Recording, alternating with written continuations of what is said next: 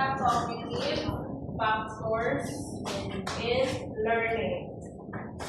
Right? Assignment. Tatabi ko lang. Okay, then we discuss. Okay.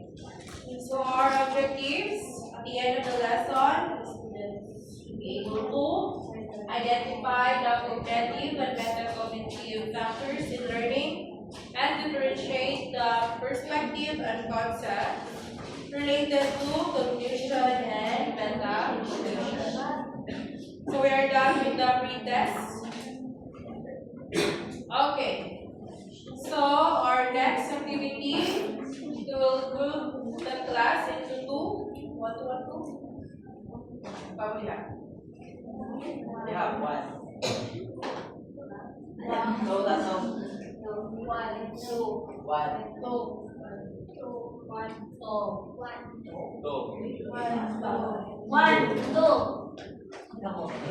Ilan? O sige, dili ako buwan diba? Okay, as a group, sige, proceed muna tayo yung area. Area group 1 and this one.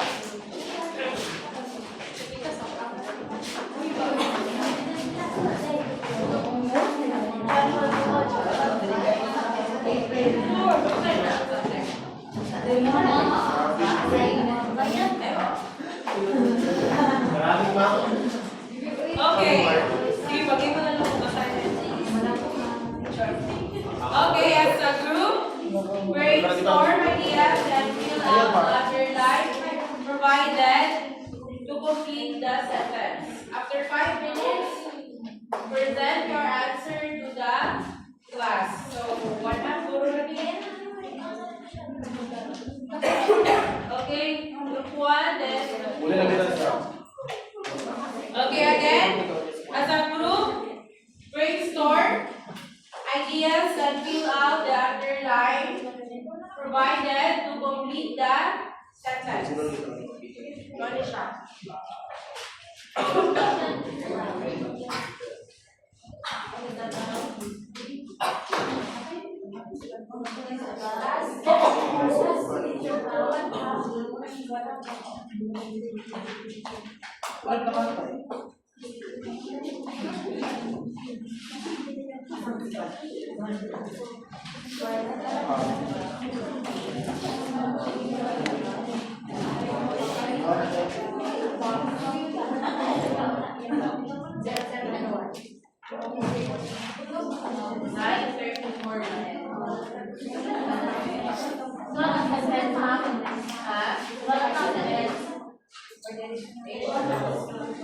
Basaw na naman niya sa mag-answer.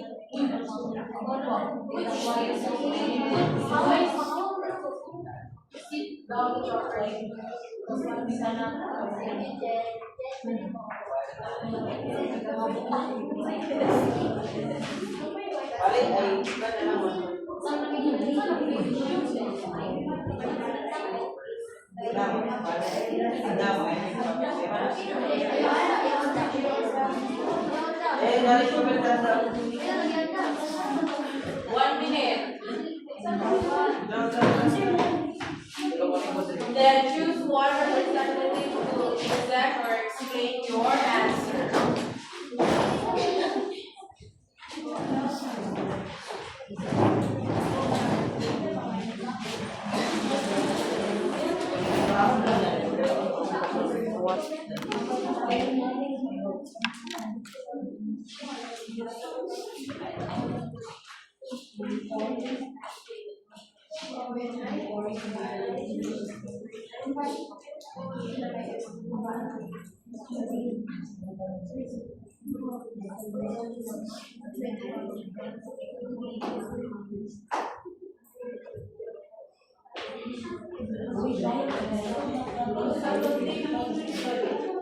May lagi mo?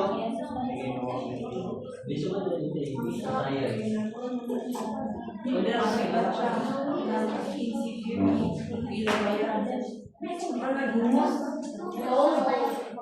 Okay.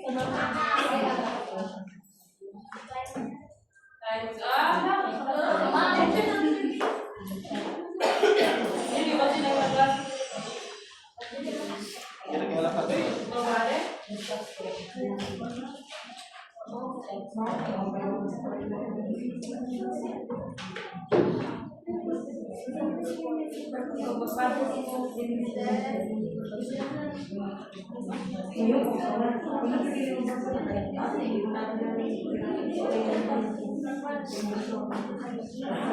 Okay, let's start with the presentation.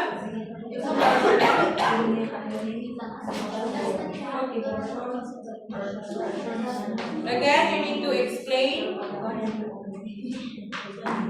or present your answer. Choose one representative.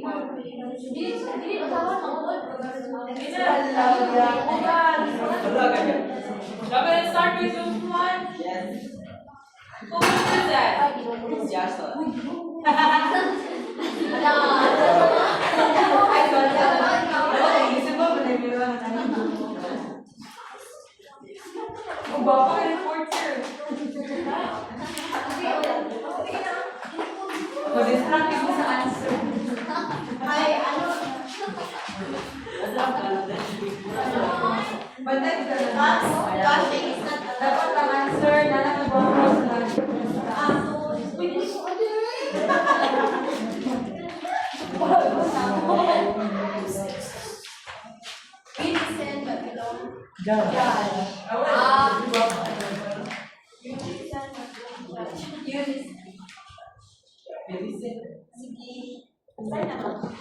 Jason. Supporting hello everyone, so I'm the representative of group 1. So our answers about the identification is number 1. Recognition is about we answer memorizing, and then while metacognition is about thinking. Number 2, recognition focuses on acquiring knowledge, while a metacognition perspective focuses on monitoring and regulating. The number 3, when I solve math problems, I use cognition. When I understand the steps that I am taking, I use metacognition. Number 4, the key theorist for cognition is John Piaget, while for the metacognition, it is John Lavelle. The number 5, cognition helps me understand the world, while metacognition helps me understand. Process information. Okay. I did it right now. Then we're going to group 1. Okay, how about group 2? Can you like presentation only?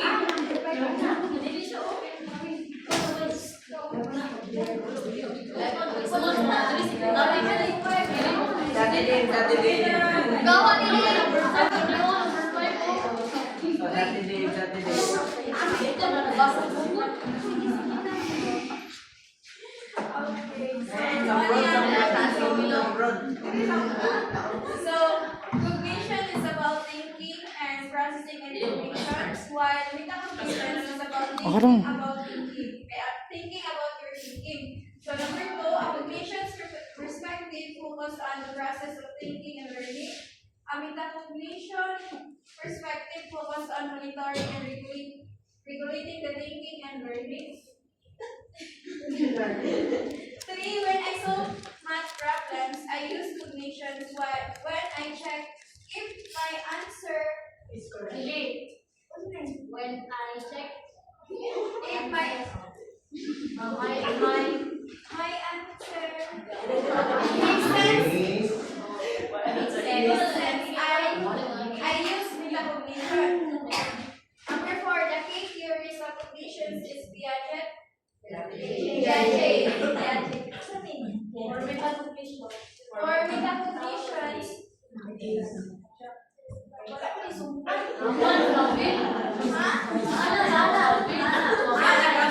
This level. Okay na? Some cognitions helps me learn. Metacognitions helps me learn how to learn reader.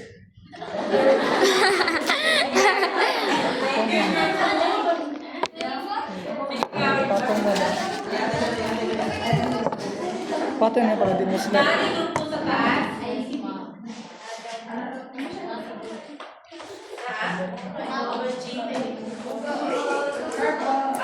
Para I like the hook. So again, according to group 2, cognition is about thinking and processing Ang bigay, information. While metacognition is about Thinking.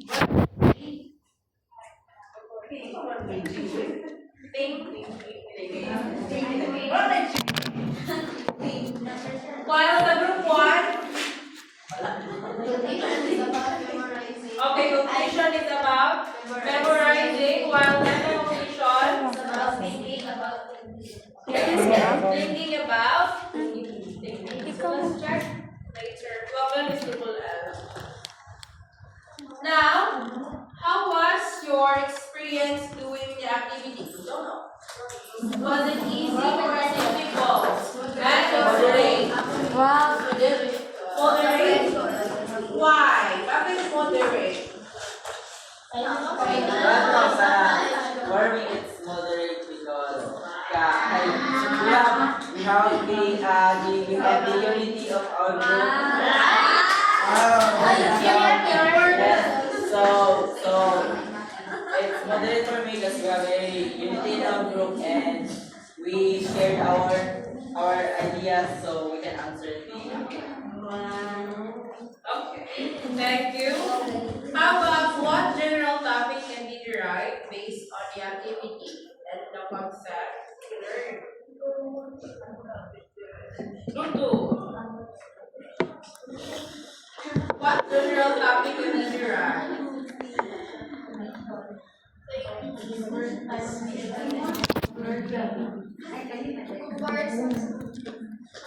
About Comparisons. Okay, this time, Nanday, what there is? Brief lang siya. So, brief lang na definition. And as well as answer on the page. So, cognition, mental processes of acquiring, organizing, and using knowledge. Take note of it, wala din sa reporter natin. Okay, so mental processes. So it involves memorizing, isa pa. Thinking, based on your answer, summarizing, acquiring, sa bagay din.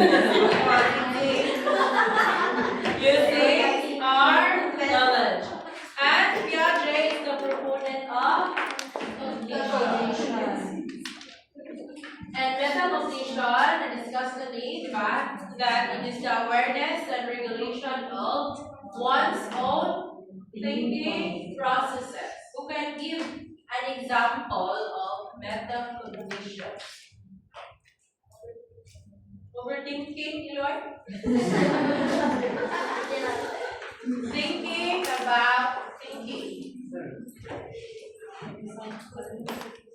Nakabalo ka sa strength and weaknesses ni mo mga kung kanya dili ni suitable para sa imo dili dito yung kanang Okay, so now kay awareness, no? Then, when we say metacognitive knowledge, the knowledge people have about their own cognitive process. So later, ma-discuss rin sila. Then, metacognitive regulation, the use of cognitive knowledge to facilitate learning and memory. Sa metacognitive knowledge, ano sa itong clue niya? Clue. Or, ano na, hint. Own cognitive. Own. Their own cognitive processes. Well, metacognitive regulation. cognitive knowledge And also the use of cognitive knowledge. Okay, types of knowledge used in metacognition process. Declarative, procedural, self-regulating, and metacognitive knowledge. So let's start with declarative. Sige, pakibasa. knowledge about the self as a learner, factors that influence a person's learning and memory and skills, strategies, and resources needed to perform a task. Okay, so it is simply knowing what. So this refers to what a learner knows about themselves and about learning. So again, sa atong clue na, I know what helps me learn. Again, I know what. Ang clue natin diri kay awareness. Unsa pa? I know what I need to learn or knowing what. Then sa procedural, it is knowing how to use strategies. Yes, right. Isa pa. Pwede siya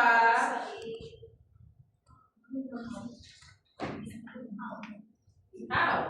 Kung ang declarative what, ang procedural kay about how or ang procedure or step by step na procedure. Kung kaina, I know what I need to learn, dire, I know how to do it. How? Again, declarative. I know what I want to learn. Procedural. I know how to do it. So this refers to knowing how to actually use the strategies. Use strategies in different situations. For example, a student uses summarizing to understand a long paragraph. So, unsa to siya? Declarative, procedural. Ano procedural man?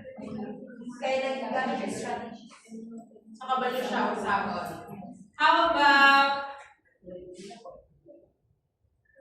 I understand lessons better when I read them aloud.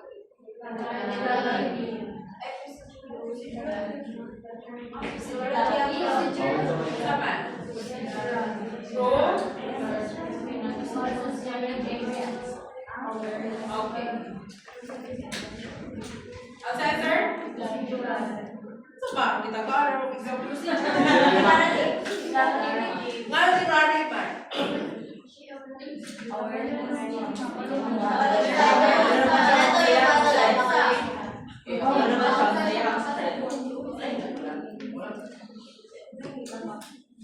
So, another example.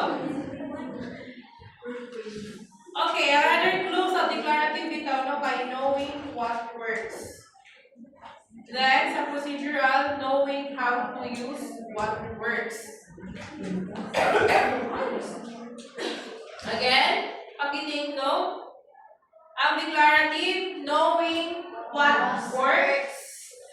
While procedural, knowing how to use what works. So, balik tayo ng example. a learner. I understand lessons better when I read them aloud.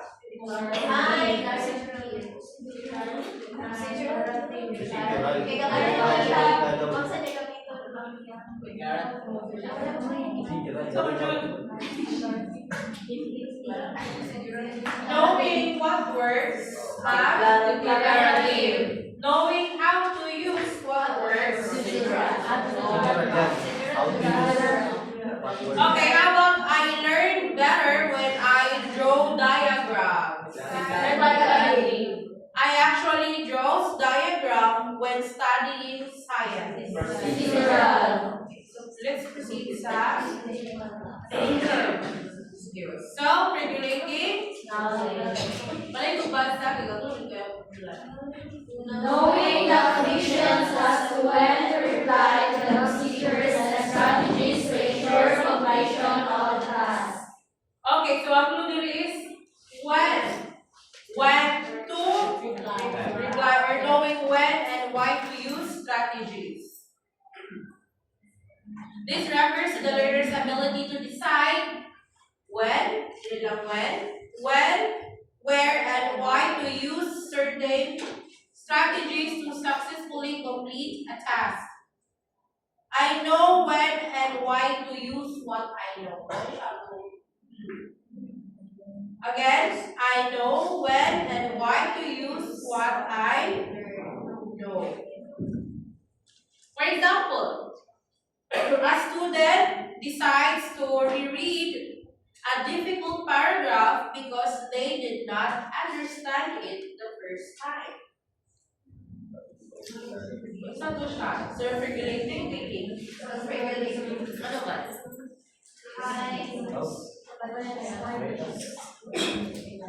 Again, self-regulating is knowing when and why to use strategies. So based on the example, kabalo na siya na need niya i-reread, no? Ang paragraph para masabtan niya ay sa first pa lang niya mabasa, wala na siya nakasabot. So self-regulating na siya. Again, knowing when and why to use the strategies. Well, metacognitive knowledge, pag-ibasa. Refers to the general knowledge about how human beings learn and process information as well as individual knowledge of one's own learning process. For example, a student may know that he will be more productive if he studies in his room, but he may mistake that when he studies